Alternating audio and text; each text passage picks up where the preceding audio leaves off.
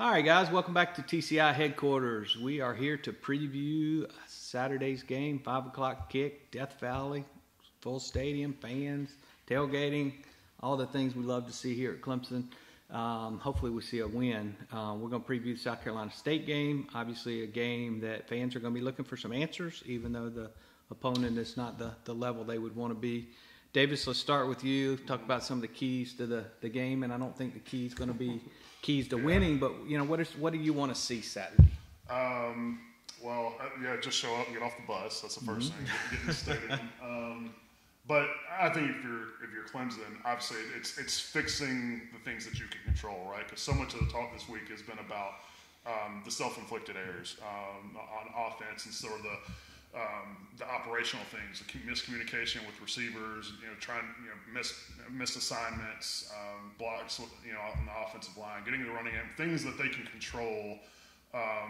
Just sort of working those kinks out, because you do have some guys, some new guys in that lineup, and guys like we've talked about, Justin Ross, or coming back and playing for the first time in more than a year. So it's going to take some time to things to gel, but you want to eliminate some of those mistakes that you cause yourself, the miscommunication. Get DJ and his receivers on the same page, and from just a physical standpoint, get this running game going.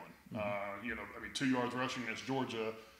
Granted, Georgia's really good defense, but you're not going to win many games doing that. I mean, try to get some confidence and some balance in this offense, because they're going to need it going forward if they want to run the table the rest of the way.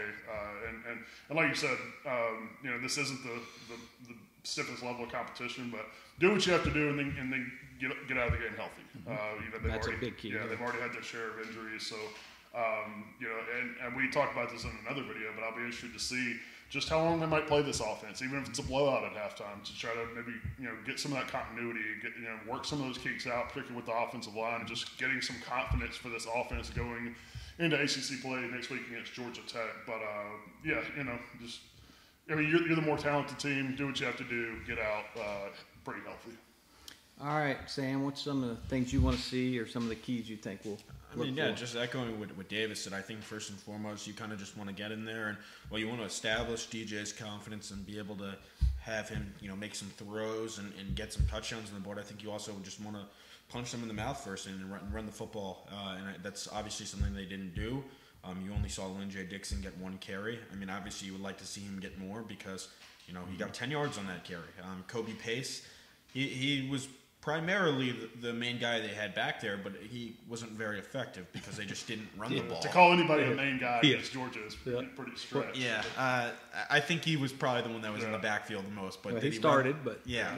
And then Will Shipley as well, and even Phil Moffitt for that matter, just depending on how the course of the game goes. But I think just even if you're running, maybe like Davis said earlier, running the ball maybe 40, 50 times, if that's something that they have to do. I think it's just, DJ will make his throws. He'll get the opportunity to do so, but also you want to get the offense flying on the same page and being able to really block, because last season, what was the problem? They weren't able to run the football. That was the case in this first game. I don't think that's a continuous theme that you want, and I think this is just somewhere where it's like, yes, we probably know how this game is going to go, but it's something that they need to get out of their system, and it's something that they need to, maybe a little bit of confidence boost. Just, it doesn't really matter who the opponent is. You want to be able to run the football effectively and get off on that right foot after Georgia, especially the way that they played. So I think just getting back to the basics, running the football, and just the overall chemistry, like Davis said, I think it's, I think really it matter. It's just, like I said, getting back to the basics is really what it boils back down to for them. All right. You guys have hit the running game, I think, pretty thoroughly. So I'll go a different direction. I want to see some chemistry in the passing game. I want to see DJ get that confidence. I want to see him just playing loose, getting rid of the ball, making that quick decision, trusting his decisions. I want to see that chemistry between him and Ross. I want to see Ngata continue to have a good game.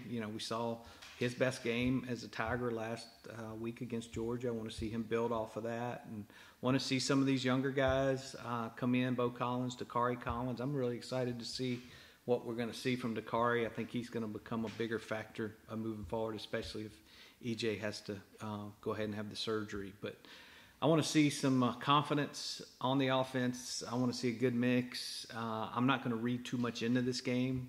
if they do well, because I expect them to do well, we're going to learn more the next couple of weeks when they play Georgia Tech and go on the road to NC State. But gosh, they need the confidence. I want to also see, as David said, obviously no injuries is key, but I want to see the typical game where they do get a lot of players in and build up some of this depth. Because we don't know, where the injury bug may bite later in the season. We obviously lost one safety. Clemson saw a lot of problems with injuries at the DB position last year, and that really bit them in some of the big games. So you need to get some of those younger guys chances, and this is one of those games where, those guys could play half a game easily.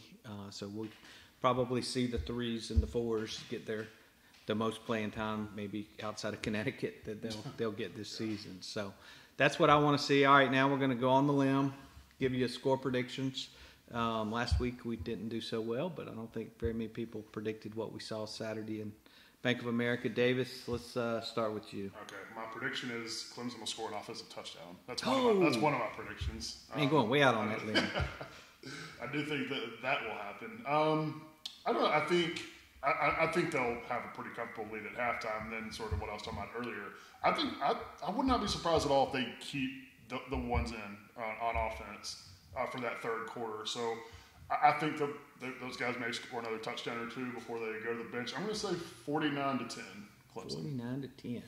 All right, Sam, where are you headed? I was going to say 49. I'll add a field goal in there. So I was thinking this is just going to be a bounce-back game. Like we said, we're not going to read too much into it, but it's going to be something that they need for overall level of team confidence going into the ACC play. And, yeah, you'd obviously like to be 2-0, but that 1-1 with, coming off a big win and hosting Georgia Tech at home, I think that's big for them. So I'm going to go 52-6. I think this is a game that, like David said, they should have a comfortable lead. It shouldn't, I mean, if there isn't a situation where they have a comfortable lead, maybe that's probably worst case scenario. But I think it should be a game that they should win easily and maybe have touchdown on the defensive side of the ball as well as the offensive side. Gosh, could have used that Saturday night. I should note that if they get to 10 points, I'm basing that on them scoring on the 3s and 4s because one thing to know about South Carolina State, they just lost to Alabama A&M to start their season. So I would be shocked if they scored a point against Clemson's 1s and 2s. Okay, so he's clarifying that a little bit. All right. I think Clemson starters will be out in the first half. I think the game's going to get out of hand because, Clemson's got a lot to prove.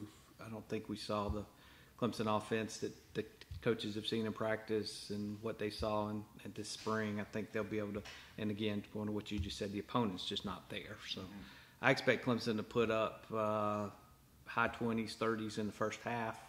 I think the score is probably going to be like 62-3. I think South Carolina State will score at some point, maybe off a turnover or something. They'll be in field position. But I think we all believe, obviously, it's not going to be a competitive game, but there's still a ton of things to watch. Clemson's going to be – I want to see how that running back battle shakes out. I mean, we've heard from Dabo and other sources and Travis and everybody, Kobe's going to be the guy.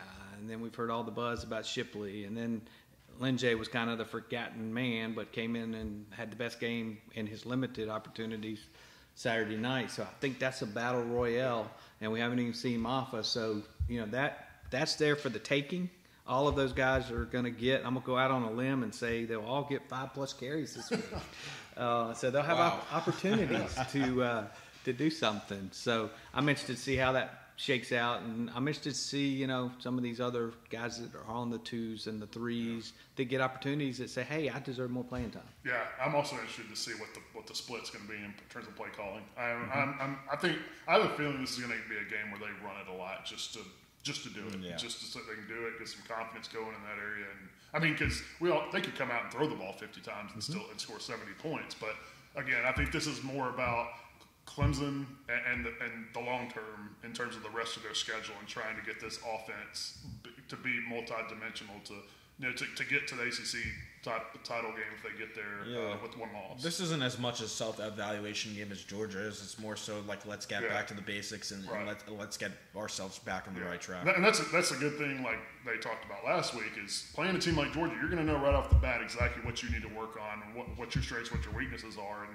they know what those are now. Now they just – is this a game where they take an opportunity just to work on those and rep it over and over and over? Exactly. Unfortunately, that list is a little longer than they would have liked to see coming out of the Georgia game. But just a they tad. definitely know what to work on. Your basics comment, I think traditionally Clemson would not show much in a game like this as far as the offensive play calling. I think they'll be very conservative and not want to show anything to the think they really need opponents to, right? down the road. No, that's what I was going to say. We'll see that. I think we'll see the passing game will be basic. We'll see try to force the running game, get that going. But they're not going to roll any of their fancy stuff out for South Carolina State. Yeah, I wouldn't think so. I mean, again, I think this is going to be a run-heavy game. Yeah. I think that the direction Tony Elliott and that staff's going to go. All right, guys. So hopefully everybody will enjoy Death Valley. Be great to see all the fans back out there. Great to see the Tiger Walk back.